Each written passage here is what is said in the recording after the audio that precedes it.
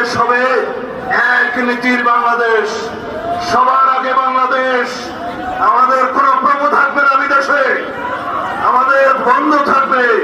এই বাংলাদেশ তাবেদার মুক্ত থাকবে। এই বাংলাদেশ স্বাধীন সার্বভৌম গণতান্ত্রিক রাষ্ট্র হিসাবে আমরা সকলেই মিলে ঐক্যবদ্ধভাবে প্রতিষ্ঠিত করব। এই ঐক্য হবে ফাঁসিবাদ বিরোধী জাতীয় ঐক্য। আমাদের শক্তি হবে ফাঁসিবাদ বিরোধী জাতীয় ঐক্য। আমাদের শক্তি, এই শক্তিকে সমুন্নত রেখে আমরা এই জাতিকে দীর্ঘ উচ্চতায় আমরা নিয়ে যাব, শীর্ষ উচ্চতায় নিয়ে যাব, সমৃদ্ধির শিখরে নিয়ে যাব। আমাদের শক্তি হবে আমাদের ঐক্য।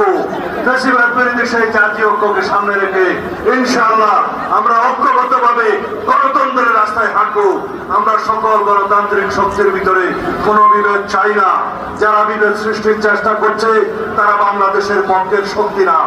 যারা নির্বাচনের বিপক্ষে কথা বলছে তারা বাংলাদেশের পক্ষের শক্তি না। যারা ঐক্যভঙ্গের চেষ্টা করছে তারা বাংলাদেশের পক্ষের শক্তি না।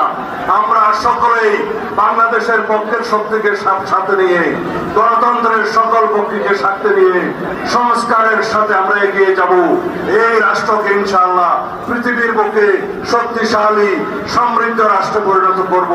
যেই স্বপ্ন ছিল স্বাধীনতার স্বপ্ন, যেই স্বপ্ন ছিল মুক্তিযোদ্ধাদের স্বপ্ন, যেই অঙ্গীকার ছিল শহীদ রাষ্ট্রপতি জিয়াউর রহমানের অঙ্গীকার।